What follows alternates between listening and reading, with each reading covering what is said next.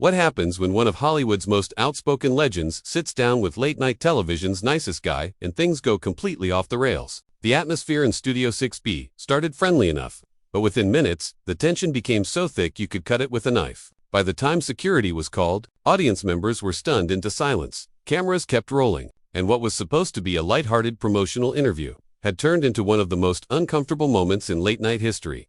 Before we get into exactly what was said that caused everything to explode, make sure you're subscribed to this channel and drop a comment below telling me which late-night host you think handles controversial guests the best. Now let's get into what actually went down.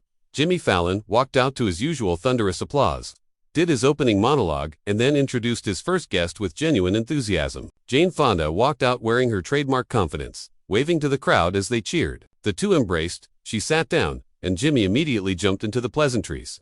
"It is so great to have you here," Jimmy said, leaning forward with that classic Fallon energy. "You look amazing, truly. How have you been?" Jane smiled, settling into her chair. "I've been busy, Jimmy, very busy, trying to make sure this country doesn't completely lose its mind."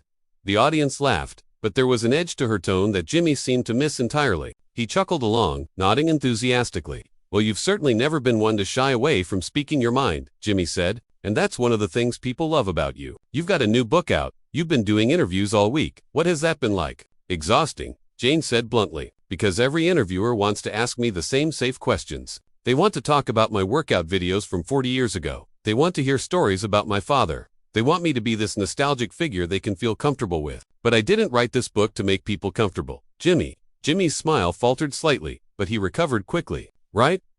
The book definitely tackles some big issues. Climate change, activism, social justice. These are things you've been passionate about for decades."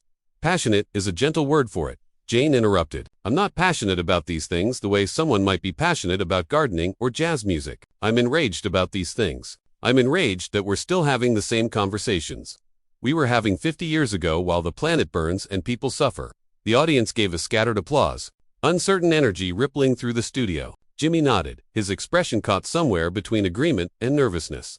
"Absolutely. And that anger, that fire, it's clearly driven so much of your work over the years," Jimmy said, trying to steer things back to familiar ground. "I mean, you've been arrested how many times now for protesting?" 5 times, Jane said flatly, "and I'd do it again tomorrow. In fact, I'm planning another action next month." "The question isn't why I've been arrested 5 times, Jimmy. The question is, why haven't you been arrested once?" The studio went quiet. Jimmy's laugh came out forced and uncomfortable. "Well, I don't know if I'm built for jail," he joked weakly, looking to the audience for support. A few people laughed, but the energy had shifted. Jane didn't smile. "That's the problem right there. That's exactly the problem. People like you, people with massive platforms, millions of viewers.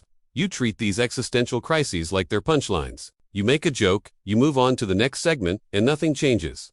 Jimmy's face flushed. "I don't think that's entirely fair. This show, we cover serious issues. We have serious guests. We talk about important things. Do you?" Jane leaned forward, her voice sharp. "Or do you have serious guests on so you can ask them one soft question about a serious topic, nod sympathetically, and then play a game where you throw water balloons at each other?" Some audience members gasped. Others laughed nervously. Jimmy's hands moved to his desk, fingers drumming anxiously. "Look, Jane, I think entertainment has its place," Jimmy said, his tone defensive now. "People are going through a lot. They're stressed, they're worried, and sometimes they just want to laugh for an hour before bed. There's nothing wrong with that. There's everything wrong with that when the house is on fire." Jane shot back. "You're essentially telling people to go back to sleep. You're complicit in the numbing of America. And the worst part is, you're too nice, too conflict-averse to even realize you're doing it." Jimmy sat back in his chair, his smile completely gone now. "I'm not trying to numb anyone. I'm trying to give people a break. That's what this show has always been about." "A break from what, Jimmy? Reality? Responsibility? When do we stop taking breaks and actually do something?" Jane's voice rose. "You sit here every night in your comfortable studio, making your comfortable jokes, never pushing back on anyone, never taking a real stand. And you think that makes you a good person. It doesn't, it makes you irrelevant." The audience was dead silent now. Even the band members looked uncomfortable. Jimmy's jaw tightened, and for the first time, real anger flashed across his face. "That's a pretty harsh judgment from someone who made millions doing workout videos and acting in movies," Jimmy said, his voice tight but controlled. "We all work within the system we're given. I worked within the system, and then I stepped outside of it when I realized the system was broken," Jane countered. "What's your excuse? You're so desperate to be liked by everyone that you stand for nothing. You're a coward, hiding behind a desk and a smile." Jimmy stood up abruptly. The audience gasped. Okay, you know what? I don't think this is productive anymore.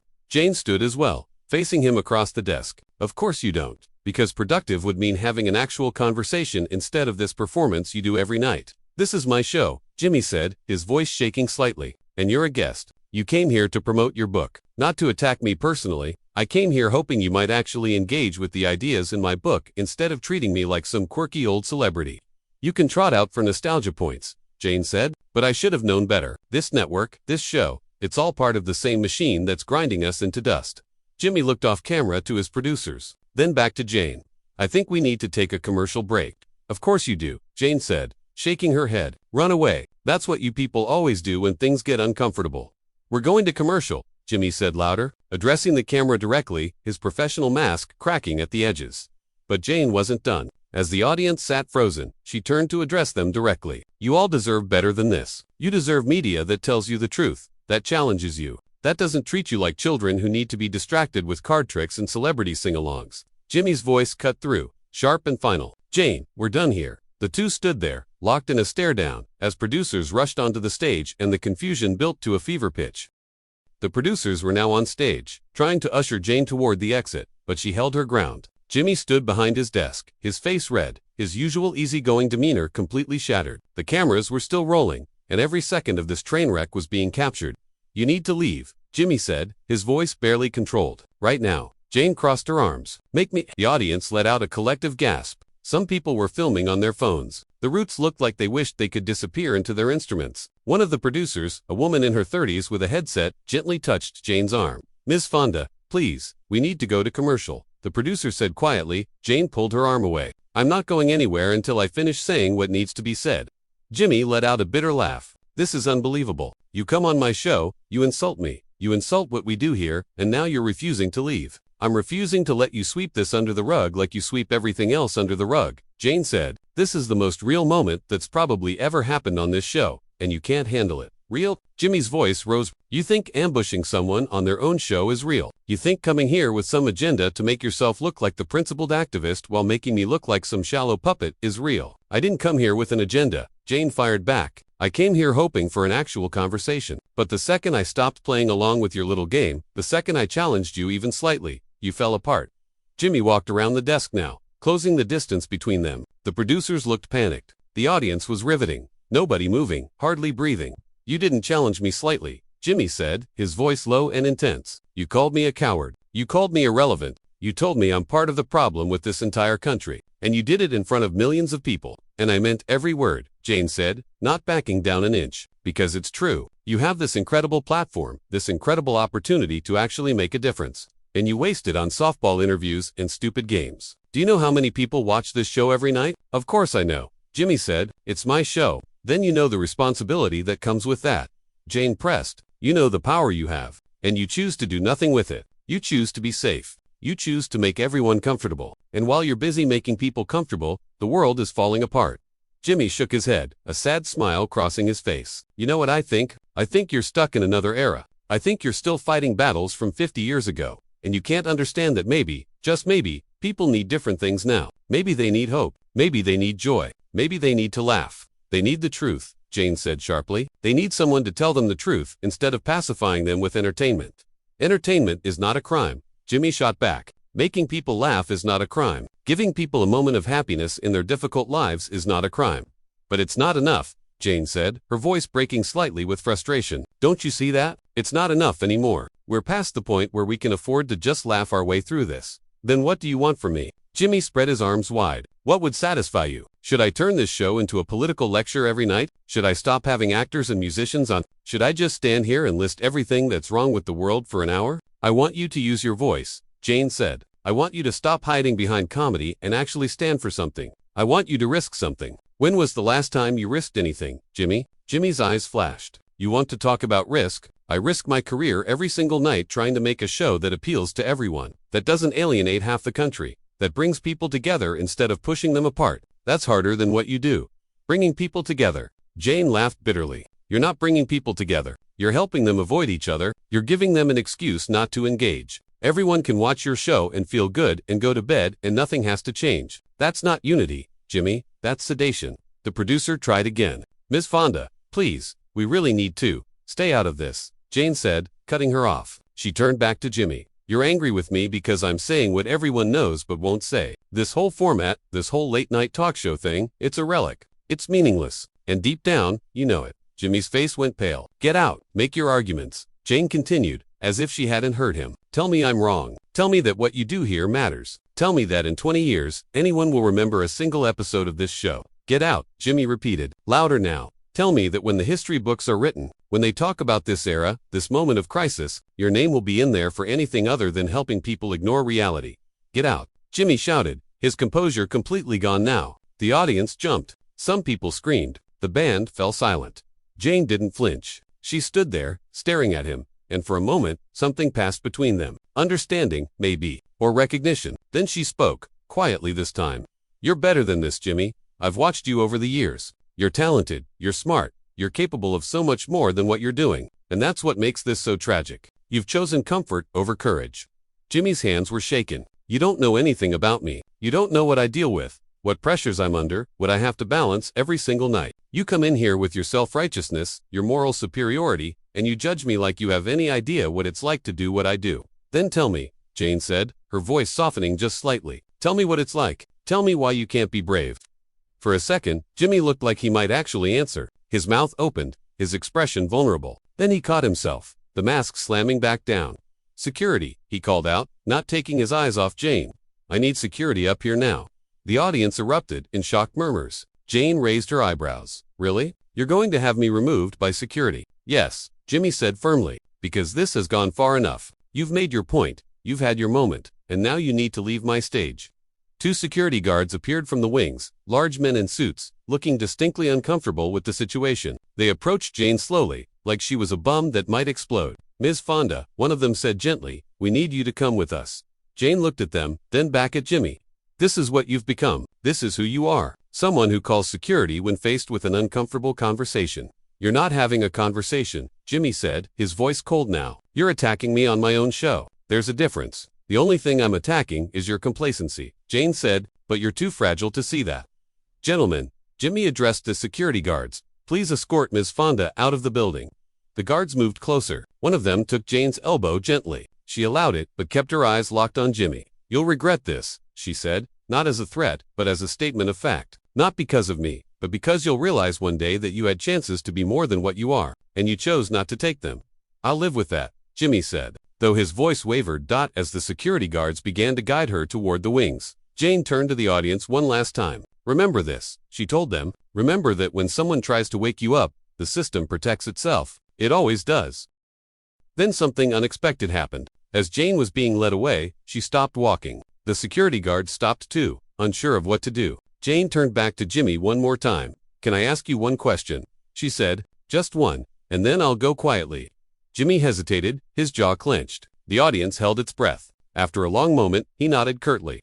When you go home tonight, Jane said, her voice suddenly stripped of all its earlier fire, replaced with something that sounded almost like sadness. And you're alone with your thoughts. Do you ever wonder if you're doing enough? Do you ever look at your children and wonder what kind of world you're leaving them? Do you ever feel like you're capable of more? The question hung in the air like smoke. Jimmy's face went through a series of expressions. Anger, defensiveness, pain, and finally something that looked like exhaustion. Every single day, he said quietly. Every single day, I wonder that. The audience was so quiet, you could hear the studio lights humming. Jane nodded slowly. Then why don't you do something about it? She asked, not accusingly now, but genuinely curious. What's stopping you? Jimmy looked down at his desk, his hands gripping the edge. When he looked back up, his eyes were red. Because I'm scared, he admitted, his voice cracking. I'm scared that if I become too political, too controversial, too anything, I'll lose everything. I'll lose the show, I'll lose the audience, I'll lose the career I've built. And maybe that makes me a coward like you said, but it's the truth. Jane took a step closer, pulling gently away from the security guards who let her go. And what happens when everything you're afraid of losing doesn't matter anymore because the world you are trying to protect it in doesn't exist? I don't know, Jimmy said, and he sounded lost. I don't have the answers you have. I don't have your certainty. I'm not certain about anything, Jane said softly. I'm terrified every day, but I'm more terrified of staying silent than I am of speaking up, and that's the only difference between us. Jimmy wiped his eyes quickly, trying to regain composure. So what do you want me to do? Blow up my entire career? Turn this show into something it's not? Alienate everyone who's supported me? I want you to tell the truth, Jane said. Not my truth, not anyone else's truth, but your truth. Whatever that is, I want you to stop performing and start being real, even if it's messy, even if it's uncomfortable, even if it costs you something.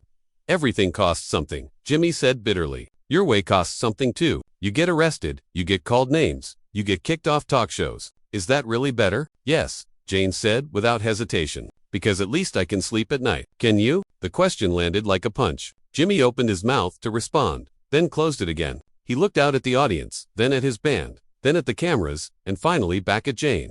I don't know what you want me to say, he finally managed. I don't want you to say anything, Jane replied. I want you to think. I want you to really think about what you're doing with your life, with your platform, with your time on this earth. Because none of us have as much time as we think we do. Jimmy nodded slowly, tears now openly streaming down his face. The audience watched in stunned silence. This wasn't entertainment anymore. This was something else entirely. I'm sorry I called you a coward, Jane said, and she sounded like she meant it. That wasn't fair. You're not a coward. You're just human. You're scared and trying to survive and protect what you love. I understand that, but Jimmy, we're at a point where survival isn't enough. We need people to be brave. I don't know if I can be what you want me to be, Jimmy said, his voice small. I don't want you to be anything, Jane said. I want you to want to be more. There's a difference. For a long moment, neither of them spoke. The studio was frozen, everyone watching this raw, painful exchange between two people who had started as cordial strangers and had somehow ended up stripped bare in front of millions. Then Jimmy did something that surprised everyone. He walked around his desk, crossed the stage, and stood directly in front of Jane. They looked at each other, really looked, without the performance, without the roles. Just two people trying to navigate an impossible world. Thank you, Jimmy said quietly. I don't know if I agree with everything you said, and I'm still angry about how you said some of it, but thank you for caring enough to say it. Jane's stern expression softened. Thank you for listening, even if you had to be dragged kicking and screaming to do it. A few people in the audience laughed, breaking some of the tension. Jimmy managed a small, genuine smile. So what happens now? He asked. Now, Jane glanced at the security guards, then back at Jimmy. Now I imagine I still need to leave. Yeah, Jimmy said, running a hand through his hair. Yeah, you probably do. This has been a lot. It has, Jane agreed, but maybe it needed to be. Jimmy nodded, then extended his hand. Jane looked at it for a moment, then took it. They shook, and in that handshake was something complicated. Respect mixed with disagreement, understanding mixed with frustration, connection despite conflict. For what it's worth, Jimmy said, still holding her hand, you made me think. I don't know what I'm going to do with those thoughts, but you made me think. That's all I can ask for, Jane said. She released his hand and turned to the security guards, who looked relieved that this seemed to be ending peacefully. As they began to escort her off stage, this time without resistance, Jimmy called out to her, Jane. She turned back. Your book, he said. I'll read it. Really read it, not just skim it for interview questions. Jane smiled, a real smile. Good, then maybe we can have an actual conversation someday. Maybe, Jimmy said, and there was something in his voice that suggested he might actually mean it. As Jane disappeared into the wings with the security guards, Jimmy stood alone on the stage, looking dazed. He turned to face the audience, who erupted into confused, uncertain applause. He held up a hand to quiet them. I don't really know what to say right now, he admitted. That was not how that was supposed to go, at all. We had notes, we had topics, we had a plan, and none of that happened. He walked back to his desk and sat down heavily. I guess sometimes things don't go according to plan. And maybe that's okay. Maybe that's even good sometimes. I don't know. I'm going to need to think about this for a while. The audience was silent, hanging on every word. Jimmy looked directly into the camera. We're going to take a break, he said. And when we come back, I honestly have no idea what we're going to do. But we'll figure it out. We always do. As they cut to commercial, the cameras caught Jimmy sitting at his desk, staring at the spot where Jane had stood, lost in thought. The carefully constructed world of late-night television had been cracked open, and everyone who witnessed it knew they had seen something that would be talked about for years to come. Whether it would change anything, whether Jimmy would actually follow through on his moment of vulnerability, whether Jane's challenge would amount to more than just a viral moment, nobody knew. But for those few minutes, something real had happened, something messy and uncomfortable and completely unscripted. And in a world of carefully managed images and focus-tested responses, that alone felt revolutionary. The clash between Jane Fonda and Jimmy Fallon wasn't just about two people disagreeing. It was about the fundamental question of what we owe each other, what voices with platforms owe their audiences, and what happens when someone refuses to play by the rules everyone else has agreed to follow. It was uncomfortable, it was painful, and it was absolutely unforgettable. If you made it this far, make sure you're subscribed to the channel because we're going to keep bringing you the moments that everyone else is talking about. And drop a comment below. Do you think Jane Fonda was right to challenge Jimmy the way she did, or did she cross the line? Let me know what you think.